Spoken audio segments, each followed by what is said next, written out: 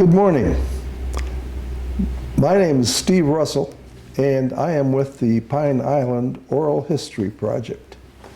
It is June 11th, 2026, and today we are fortunate in being able to talk to a real old-timer on Pine Island. Her name is Edith Schulte, and she is 91 years old.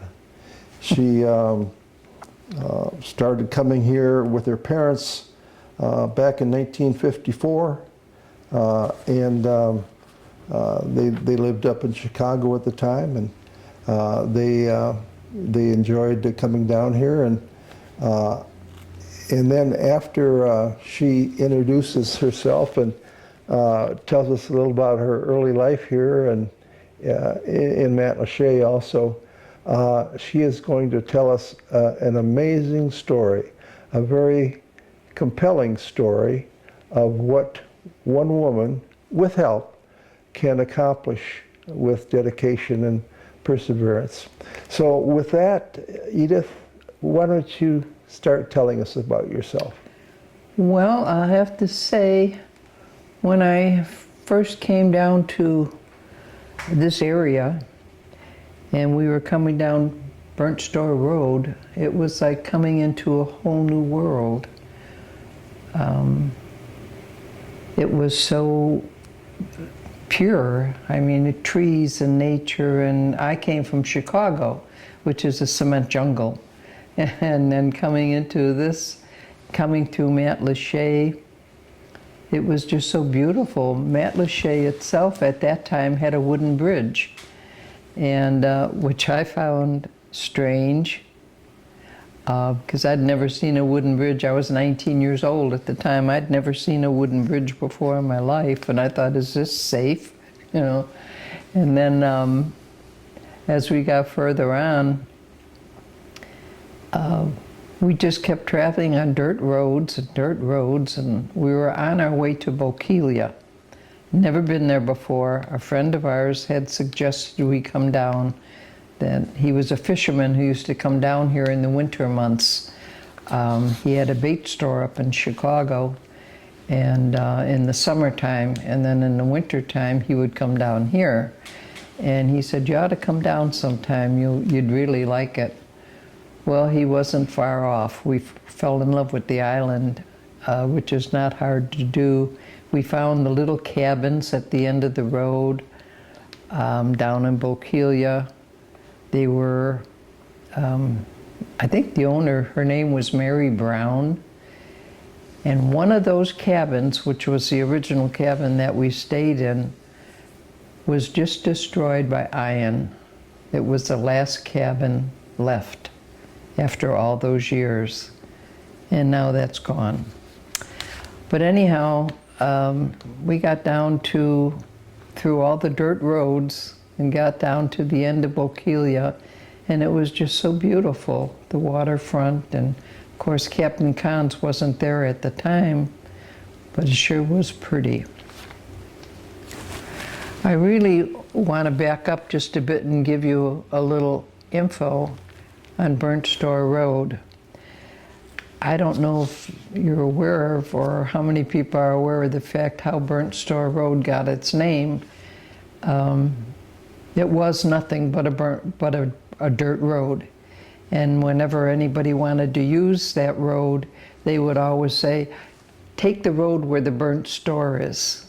So that's how the name Burnt Store Road stuck with it forever, and which is kind of cute thing. Mm-hmm.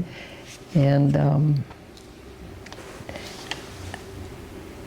then the time we spent here down in on the island for the first time was just so nice. It was so pure. It was so undeveloped, and you really didn't see a whole lot of people. There were no stores on the island. You had to go off the island to go shopping.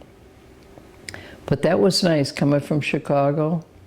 It was really a blessed way to spend a vacation. In fact, my daughter, after we had been coming down after a few years, she would go to school because my husband at the time was on the police force and he would get a month's vacation at a time.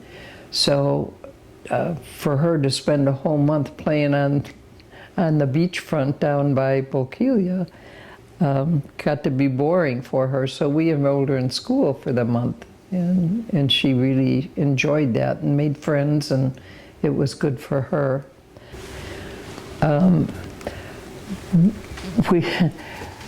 What happened is after we had been coming down for here a while, my parents, who lived in Chicago, decided to move to California. Well, of course, it wasn't their choice. The city decided to put in a major highway and took our house.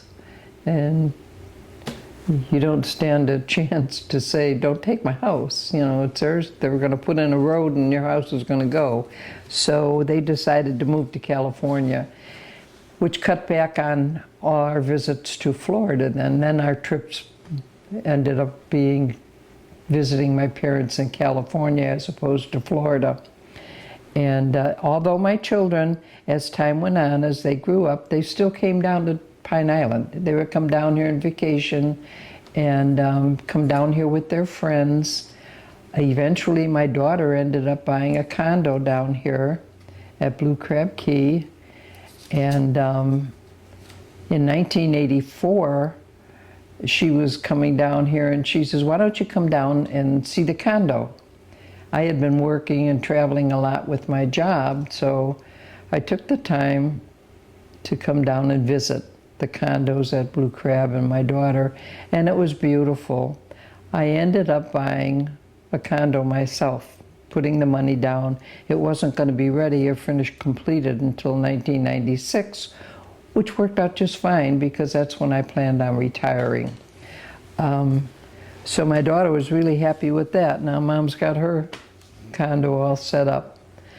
But time went on. I still had to go back to work. Didn't come down here to visit too often. Every once in a while I would come down a little bit and spend some time and see all the changes that happened. In fact, at one time, there was not even a Cape Coral. If you went down Hancock Road, there was nothing there but trees. And now, I mean, I'm amazed at how big and how large Cape Coral actually is compared to what I saw when I first came down here. The road on Pine Island Road coming into Matlacha area, that was a dirt road. I mean, it was unbelievable, the changes that have come in the growth of Cape Coral. Yeah. Okay, once I retired in 1996 and came down to Blue Crab permanently because my condo, fortunately, was finished in December of 1996, which is exactly the year and the month I retired from Sprint. And then at that time, I needed something to keep me busy, so I went to work for ARC, which was Animal Refuge Center. It was volunteer work out on North Fort Myers, and I took care of the cat house where it was the visitors would come for the day and look at animals to adopt and all. And I would go early at 4 o'clock in the morning and clean the house up. There were an awful lot of cats. There are hundreds of cats and dogs, but I took primarily just care of the cats and got them taken care of. My son-in-law also had a orange grove in Bokeelia that I was taking care of for him. He was still up in Chicago, and I would go in there and I would do the cutting and the fertilizing and all the good stuff you do to maintain it was only three acres. Excuse me. It was only 3 acres, so it was easy enough to maintain, and it was good exercise for me, I felt. So, excuse me. took care of his grove for quite a while until he came down and retired himself, and then he took over. And then I had free time, so I happened to be in the beauty shop one day getting my hair cut, and there were several ladies sitting there talking about the situation behind the Winn-Dixie store, which happened to be the stray cats that people were dumping off there. And there were several of them, many of them. And they were saying that they were such a pest and they should get rid of them and they should euthanize them. We shouldn't have them here. They were a threat to the environment, and they're going on, and I'm listening to them talk. And I said, ladies, I really hate to interrupt you. I said, but you don't have a cat problem here. You have a people problem. The cats didn't come here on their own. They were dumped by people. They bring them over here, they come down here, they spend the winter months with us, and then when they go back up north, they dump the cats off and leave them. They're not fixed, they're not spayed, they're not neutered, and they just keep reproducing. The island is loaded with stray cats. I mean, there were tons of stray cats all over the island. And this woman says, well, if you're so concerned, why don't you do something about it? And my answer was, well, maybe I will. Unfortunately, I opened up my big mouth and got myself into a situation that I felt now, you got yourself into something, you better take care of it. So I thought, well, maybe it's a good idea that I start doing this. So I thought, I have to find a source. I have to find, where do I go? What do I do? All these questions. So I sat down with a piece of paper and I made myself a list what I needed to do. And the first thing was, I need to get hold of a veterinarian that will work with me and help me take care of these cats at a reasonable price that, you know, I could handle. So I started calling veterinarians, never received a response call. The girls taking the phone, the messages, they'd say, oh, we'll get back to you. I'll have him call you. Nobody ever called me. Nobody ever got a hold of me. I'm going through the telephone directory and I happened to see one of them, a spay-neuter clinic. And I thought, well, maybe I should give them a call. That sounded like a logical place to go.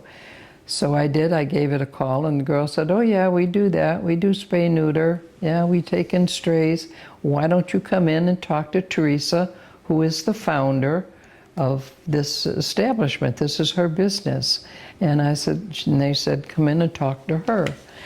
So I said, okay, do I need an appointment? They said, no, you can come in anytime after 11. That's when she's here, because she stays late. And she says, so she'll be here till later in the evening. So I said, okay. So I did. I went in to see her, and I was telling her that I lived in Bokeelia. She says, I'm very familiar with Bokeelia and the problem they have with cats. She says, there's a trailer park, Pink Citrus it's called. She says, they're loaded with cats, stray cats. And she says, I tried working with them, and she says, I couldn't get anybody to really work with me. She says, so I'm glad you're considering doing this. I'd be glad to work with you. She says, have you ever done this before? And I said, no. And she looked at me and she said, well, good luck with that. Like, you don't know what you're getting yourself into. And I thought, well, it'll be okay, I could do it. So after talking to Teresa Ilk, who is the owner and founder of the Spay-Neuter Clinic on Pondella Road in Cape Coral, I went home, made myself a list, and I thought, what do I need? What do I do? Where do I start? And I thought, well, first thing I have to do is I have to get traps. I need supplies. What kind of supplies? I need litter, I need food, I need cages, I need traps to trap them, and then I need cages to have them recover in. And then I thought, if they're recovering, where do they recover? I need a place to have them recover. So then I thought, well, I'll have to do my shed.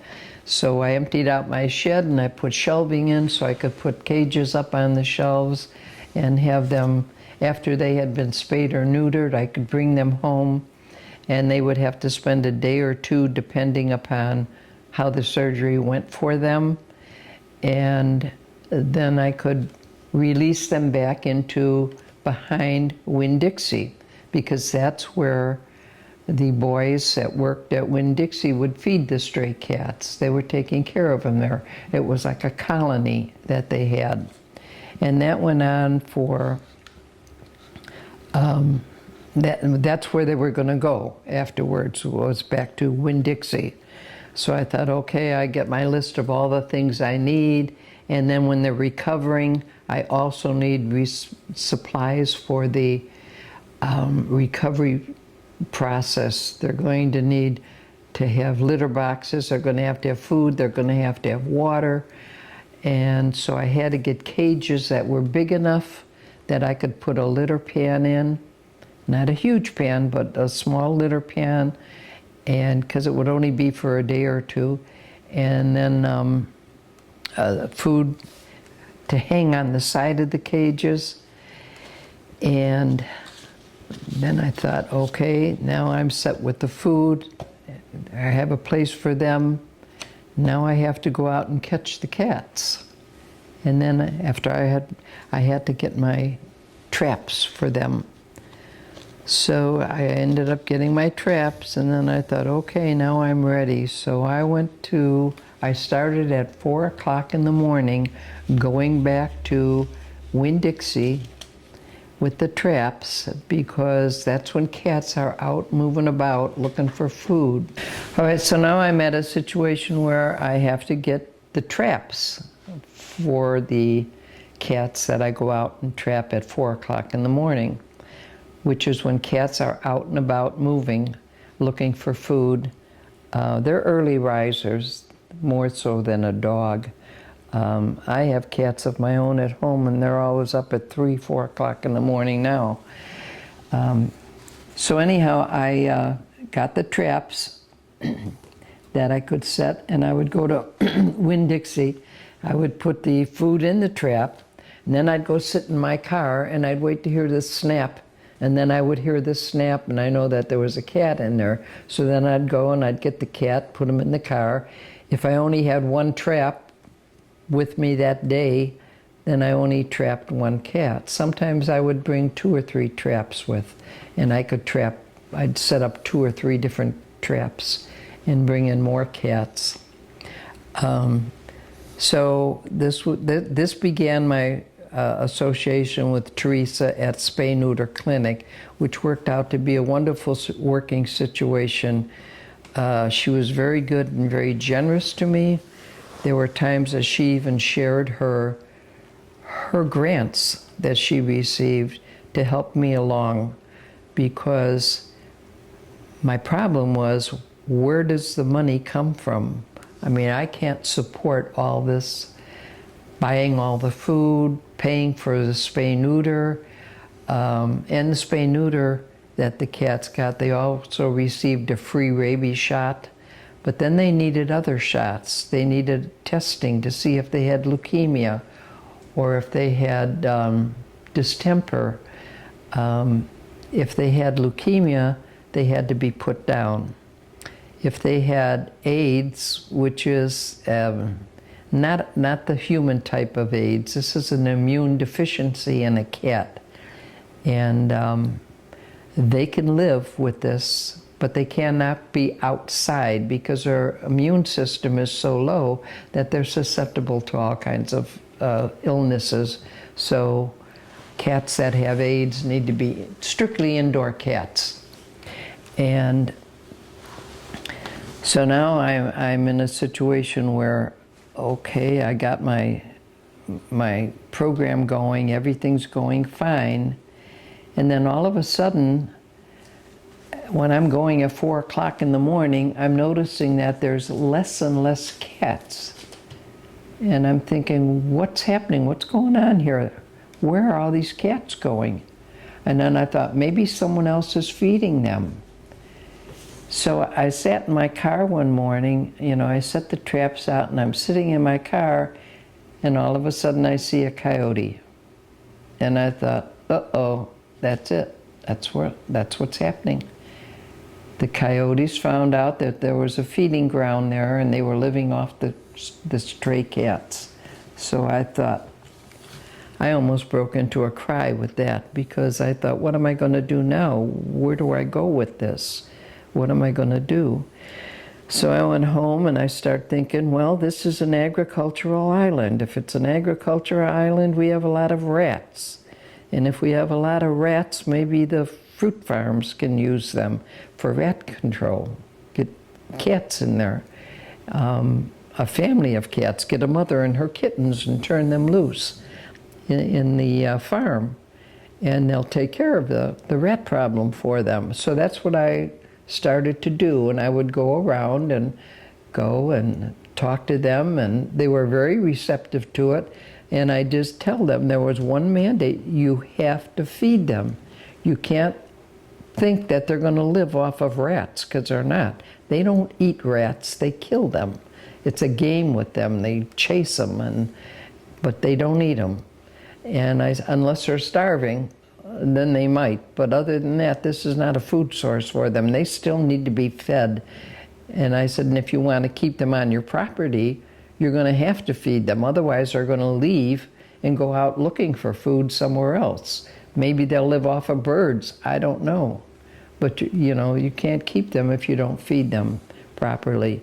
So that started out working out fine. Then one day, I had a fella who worked at Burt's Bar. And he said to me, well, I was there eating, and he said, are you the lady that takes care of cats and sprays cats? Someone said, that's you. And I said, yeah, I do that. So he said, could you get us a family of cats? He says, because we get the rats from the river, the water. And he said, in the restaurant, the food, we have an outdoor deck and food's out there. And he says, so we have a rat problem here. And I said, yeah, I could do that for you. So I did. I got him a mother cat and then 3 kittens. And that started Burt's Bar with his family of cats. You never saw the cats because they only came out like at night or early morning. And they were never bothersome to the people. The people never saw them. And then I had another case down Woody's, down in St. James. And he said, I have a problem with a cat. I was in there one day and he said, I have a problem with a cat coming here and he's pestering all the people. He's looking for food. Can you get rid of him? Can you take him away? And I said, no, I'll do one step better. I said, I'll take the cat in and get the cat fixed for you, get it all its shots. I'll even get it microchipped. And I said, and then I'll leave it with you and you can feed it and it will take care of your rat problem. And he said, really? Because he never thought about that before. That wasn't his intention. It was just get rid of the cat. Now it's like, you can get rid of the rats? I said, no, the cat will do that for you. So he says, okay, so that's what we did. He ended up with a cat there and it worked out fine for him. I did that in several places on the island with the farms and restaurants. And it worked out really well. The rat problem decreased. In fact, there was mango farm down in Bokeelia. You could sit in the yard and watch the building where they produced all their packaged fruit for mailing, the building. And you could sit outside there and watch that building. You could see the rats running across the roof like this late at night, going into the building and eating the stuff that was all packaged up and ready to ship. It was ruining their crops that they were shipping out. So that worked out really well for them too. It was a win-win situation all the way around for the cats and for me. Then it got to a point where if I have to get, how I got the mother cat and her kittens was I thought I have to have a way to trap a mother with her kittens, and how am I going to do this? So I designed a trap of my own. I got a traveling cage, and which most people use, which are metal cages, and I got a pretty good size one where I could handle it, I could pick it up and move it, and myself, and still get the family and the cats in there. And they had to stay in there because I had to put in a litter box. I had to put in feeding cans along the side of the cage where they hooked on for feeding. So now I had to go out and look for cages that were suitable for that. Found them. And then I thought, okay, now how do I get them in the cage and trap them? Because if they see me coming over to the cage when they're in there, they're going to take off and run. They're going to get spooked and run. So I thought, I'll have to put another level inside the cage. So I put another level on the top part of the cage where I could run a rope through.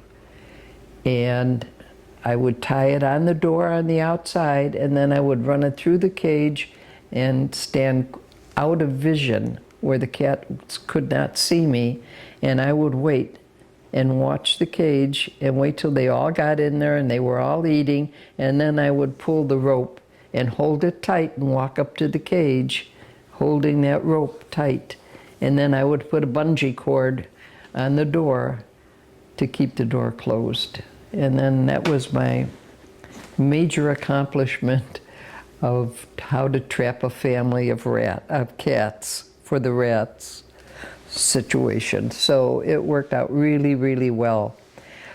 In total, I trapped 673 cats. I logged them in a book here, and I have them all labeled, where I picked them up, the date I picked them up, the type of cat they were, male, female, the results. If they're highlighted like this with a yellow marker, that means the cat had to be put down because it had leukemia or some other illness that was threatening them. They had to be euthanized. I had several of them. And this is my book. You could see all these cats. What do you call that book? I call this book my cat-a-log. Catalog. My cat, C-A-T-a-log. Cat-a-log, yes. And all of them are in there. Yeah, 673 cats in 673 cats. Look Wow. at this. And these are the thick pages here that I'm turning. And this book is just loaded. Yeah. It was a labor of love, let's put it that way. It was a win-win situation for the cats, for me. I was so happy that I was able to do something to resolve the problem. It's amazing how many has decreased of cats on the island, but there isn't anybody that's doing it now that I know of, not to the extent that I did anyhow. And if it's not taken care of soon, you're going to have the same problem all over again. We're going to have all these stray cats running loose. The cats must be spayed, neutered, and it keeps them healthier. They're healthier cats for it. What did you do with the cats after they recovered in your home there? Oh, what I did with them afterwards is that's when I would look for places to place them, and I knew where I was going to take them. Like I would go to Woody's, you know, and I'd say, okay, I have a cat for you. I also tied up with Marnie, who is the founder and owner of Helping Paws Animal Shelter on the island, Animal Sanctuary on the island, which a lot of people aren't even aware of the fact that we have an animal shelter strictly for cats on the island because it's not big enough for her to have both cats and dogs. And she has over 200 cats at a time. Where is that located? And that's located at the Industrial Center on Doug Taylor? yeah, what do they call that? Doug Taylor? yeah. But I don't have the address with me, unfortunately. Doesn't matter. But it is in the animal shelter, in the Industrial Center, on the turn, as you make that turn. When you come in, you have the Beacon of Hope, and you come around. When you get to this turn, that's where it's at, right on the end. In her doorway, she's got all kinds of signs of cats on the door. You can't miss it. And Marnie is very, very good. I worked with her. I would bring cats into her. She would adopt them out. She was so happy for the cats I brought to her. She says, I don't know what it is with the cats, but the ones you bring to me, I get them adopted immediately. She said, it's wonderful. But by the time she gets them, they have all their shots. They've been spayed, they've been neutered. A lot of them were microchipped because I had, after a while, I had people giving me donations, friends of mine, would give me checks. I had a woman named Pam Walker who was just a godsend for me. She would have breakfast benefits for me, and the proceeds that she would get from this, she would give to me for the cats. Some couple $100 each time she did that. It was wonderful. And people would come have their breakfast and give a donation. I had Coochie's, the pottery place. They had a benefit once in their yard for me. And I had canisters that I would put in the stores. The beauty shop had one. The liquor store had one, which was my best. Got a lot of donations out of the liquor store. And all up and down Pine Island Road, Stringfellow Road, there were canisters that people would put money in, and I would collect it once a month. And then I would bring it into Marnie and give it to her. Or I would use it if I needed it for work. What I did with the money that I got in is how I paid for the spay, the neuter, the microchipping. They would get tested to see if they had AIDS or leukemia, and whatever shots they needed. It was working out very, very well. And then I had a problem with my back. I injured my back, and I could no longer lift cages. I wasn't supposed to lift anything more than 5 pounds. Well, even your cat food weighs more than that.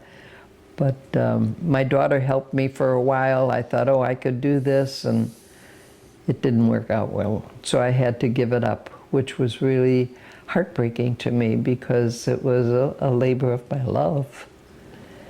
And I can say to this day, if there is anybody on the island that is really interested in doing something like this and would like to talk to me, they're more than welcome to reach me. They can text me.